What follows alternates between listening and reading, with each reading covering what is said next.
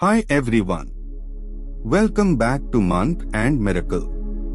Today we are talking about a great master, Sri Ramakrishna Paramahansa, and his first vision of Kali Matha. The worship in the temple intensified my yearning for a living vision of the Mother of the Universe. I began to spend in meditation the time not actually employed in the temple service, and for this purpose I selected an extremely solitary place. A deep jungle, thick with underbrush and prickly plants, lay to the north of the temples. Used at one time as a burial ground, it was shunned by people even during the daytime for fear of ghosts. There I began to spend the whole night in meditation, returning to his room only in the morning with eyes swollen as though from much weeping. While meditating, I would lay aside my cloth and my Brahminical thread. Explaining this strange conduct, I once said to Hriday, "Don't you know that when one thinks of God one should be freed from all ties? From our very birth we have the 8 fetters of hatred, shame, lineage, pride of good conduct, fear, secretiveness, caste, and grief.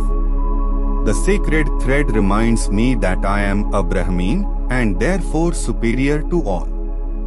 When calling on the Mother one has to set aside all such ideas." Hriday thought my uncle was becoming insane. As my love for God deepened, I began either to forget or to drop the formalities of worship.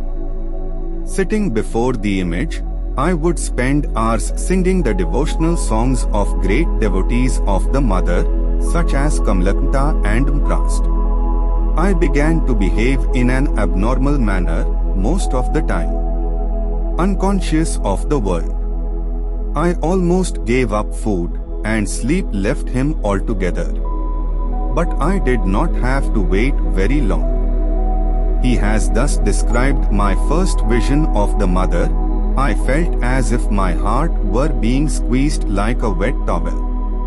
I was overpowered with a great restlessness and a fear that it might not be my lot to realize her in this life.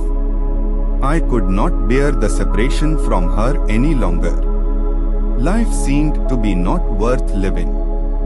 Suddenly my glance fell on the sword that was kept in the Mother's temple. I determined to put an end to my life.